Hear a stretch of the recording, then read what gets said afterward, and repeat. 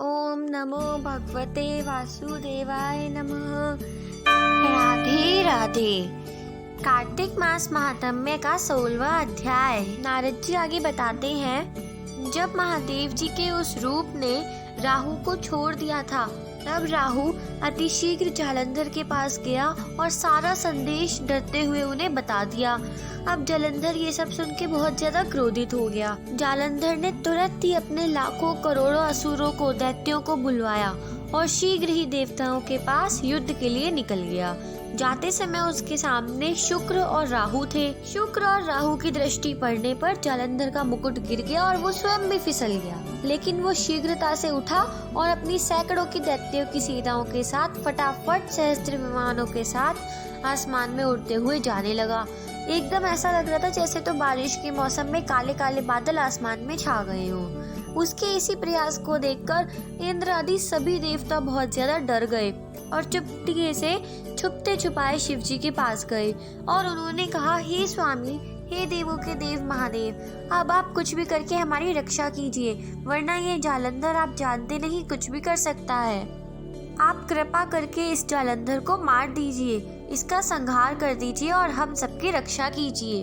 यह सुनकर शिव जी हंसने लगे और हंसते हंसते उन्होंने भगवान विष्णु को बुलाया और पूछा, हे विष्णु, जब आपका और जालंधर का युद्ध हुआ था तो आपने जालंधर को मारा क्यों नहीं, और आप अपने बैकुंठ धाम को छोड़ के जालंधर के महल में जाके क्यों रहने लग गए। इस पर विष्णु भगवान बताते हैं कि जालंधर आपके नेत्रों की अग्नि से उत्पन्न हुआ है और मेरी पत्नी लक्ष्मी जी का भाई है, इस कारण मैं उसे नहीं मार पाया, आप स्वयं ही उसे मार दीजिए। अब महादेव जी कहते हैं, अति प्रतापी जालंधर इन शस्त्रों से नहीं मारा जा सकता, इसलिए आप अपने तेज के, अपनी शक्तियों के अंश के साथ देवताओं की शक्तियों के अंश को मिलाकर एक शस्त्र बनाकर मेरे को दे दीजिए। महादेव जी की ऐसी बात सुनकर भगवान विष्णु ने और सभी देवी देवताओं ने अपनी अपनी शक्तियों को इकट्ठा किया और उन शिव जी को दे दिया। उसके बाद शिव जी ने अपनी शक्तियों का भी कुछ अंश उसमें मिलाया और बहुत ही दिव्यमान, शक्तिशाली और भीषण सुदर्शन चक्र नाम का एक भयानक शस्त्र तैयार किया। अब जो शक्तियां बच गई थी, उन शक्तियों से इंद्र ने अपना वज्र बना लिया। तब तक करोड़ों हाथी, घोड़े, रथ और प्यादों से लैस होकर कैलाश पर्वत के नीचे जालंधर आ पहुंचा। उसे देखकर सभी देवता जैसे छुपते छुपाते आए थे, वैसे ही चुपचाप चले गए। शिव जी के गण उसी समय जल्दी से संग्राम के लिए नीचे चले गए। नंदी, गणेश जी तथा स्वामी कार्तिक सभी गण शिव जी की आज्ञा के अनुसार कैलाश पर्वत से फटाफट नीचे उतरे और युद्ध के लिए चले गए। कैलाश के ही पास में अमराई में महादेव जी के गण तथा अस्त्र शस्त्र से सुसज्जित दैत्यों में घमासान युद्ध होने लगा। योद्धाओं को प्रसन्न करने वाले भेरी, मृदंग, शंखों की आवाज से तथा हाथी, घोड़े, रथ इन सबकी घोर आवाज से व्याप्त होकर पृथ्वी कांपने लगी। शक्ति, तोमर, बाण, मूसल, पाश तथा पिट्टियों की आवाज से व्याप्त आकाशमंडल में बहुत बड़े उल्कापात होने लगे। भूमि पर मरे हुए हाथी तथा रथ के घोड़े इस प्रकार दिखाई दे रहे थे जैसे वज्र द्वारा खंडित पर्वतों के शिखर के टुकड़े पड़े हुए हों। शिव जी के गणों द्वारा युद्ध में मारे गए सभी राक्षसों को शुक्राचार्य अपनी मृत संजीवनी मंत्र की शक्ति के द्वारा पुनः जीवित कर देते। शुक्र का यह कृत्य देखकर महादेव जी के गण डर गए और महादेव जी के पास आकर सारी बात कह सुनाई।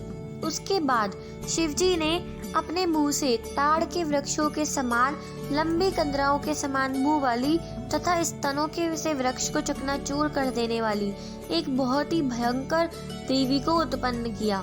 उस भयंकर देवी ने युद्ध भूमि में आकर बड़े बड़े दैत्यों का भक्षण कर लिया, उन्हें खा लिया और उसके बाद शुक्राचार्य को अपनी योनि में रखकर आकाश में जाकर गायब हो गई। शुक्राचार्य को पकड़ा हुआ देखकर युद्ध भूमि में प्रसन्नता और विकसित से मुख वाले शिव जी के वीर दैत्य सेना को मारने लगे। शिव जी के गणों के भयानक आक्रमण करने से दैत्यों की पूरी सेना तितर बितर होने लगी। जैसे वायु के वेग से तृण इधर उधर उड़ती रहती है, घास फूस इधर उधर उड़ती रहती है। रुद्र गणों के भय से भागते हुए सभी राक्षसों की सेना इसी प्रकार भागती रही। यह देखकर शुंभ और निशुंभ जो सेनापति थे और महाबली कालनेमी बहुत ज्यादा क्रोधित हो गए।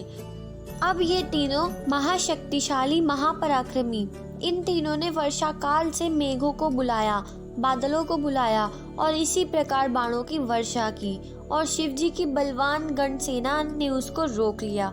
दैत्यों ने जो बाण भेजे थे उन्हें टिड्डी दल के समान आकाश तथा 10 दिशाओं ने रोक लिया। शिवजी के सभी गण भय से कांपने लगे। सैकड़ों बाणों से विदर्ण होने से रुधिर की धारा बहने लगी, रक्त की धारा बहने लगी। उसके बाद वसंत में जो पुष्प खिलते हैं उसी समान शिवजी के गणों के अतिरिक्त वहां और कुछ भी नहीं था।